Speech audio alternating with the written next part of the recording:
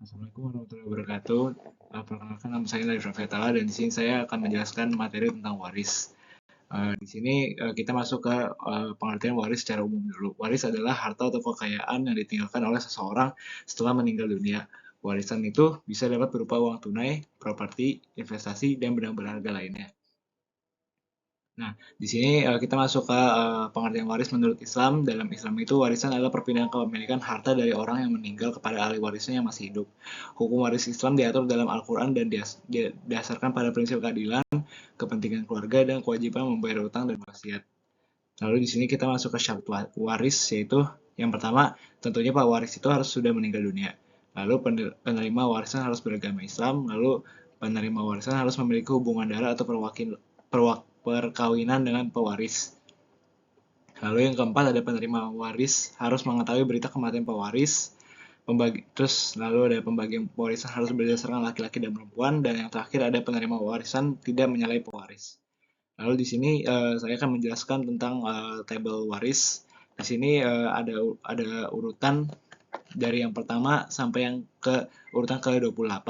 Lalu di sini ada keterangan seperti kayak A atau M. Nah, A ini artinya asobah, yaitu ahli waris akan mendapatkan sisa harta dari jumlah yang sudah ditentukan.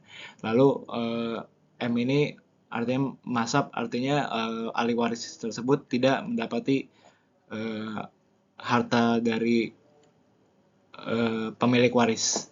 Lalu di sini saya akan menjelaskan juga contoh soal waris. Pertama di sini ada seseorang yang telah wafat terus meninggalkan harta sebesar 180 juta. Lalu ahli warisnya itu terdiri dari istri, ibu, dan dua anak laki-laki. Tentukan pembagian tiap ahli warisnya. Di sini untuk memecahkan soalnya di situ ada istri. Nah, dari tabel yang sudah kita lihat tadi, istri itu dapat bagiannya itu 1/8. Lalu di sini kita 1/8 dikali 180 juta. Maaf Bu, di sini ada salah nulis. 1/8 kali 180 juta itu hasilnya 22,5 juta. Terus ada ibu itu dapat bagiannya 1/6, terus dikali 180 juta, hasilnya itu 30 juta. Lalu di sini ada dua anak laki-laki. Nah, anak laki-laki itu di sini karena dia ada dua, jadi dia dapat asobanya kita hitung terlebih dahulu, yaitu 180 juta dikurang hasil yang tadi kita dapat dari istri sama ibu, yaitu 30 juta dan 22,5 juta. Itu jika dijumlahkan itu hasil totalnya 52,5 juta. Lalu hasil apa pengurangannya itu akhirnya 120 juta 500 ribu. Lalu akhirnya karena anak laki-lakinya ada dua, jadi tiap anak laki-laki itu mendapatkan harta 63,750 juta. Lalu di sini ada soal kedua, yaitu seorang yang telah wafat itu meninggalkan harta sebesar 190 juta. Lalu ahli warisnya itu terdiri atas suami, satu anak laki-laki, dan dua anak perempuan. Lalu di sini cara memecahkan cara pembagian tiap ahli warisnya itu pertama itu seperti biasa suami itu mendapat 1/6 kali 180 juta. Kita mendapatkan hasil 30 juta, lalu sisa dari penjumlahan suami itu 180 juta dikurang 30 juta dan hasilnya sekarang sisanya 150 juta. Nah, di sini karena ada anak laki-laki dan anak perempuan, maka cara penghitungannya pun berbeda.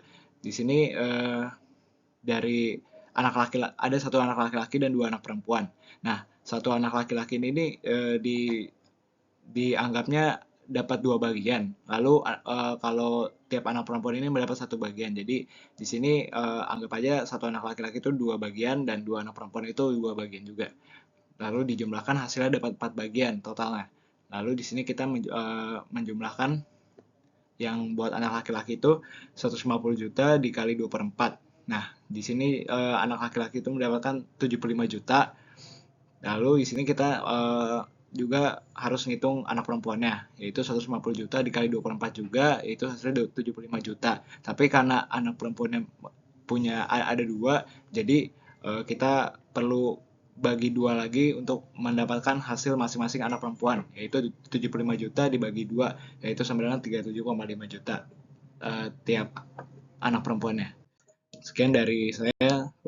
Wassalamualaikum warahmatullahi wabarakatuh.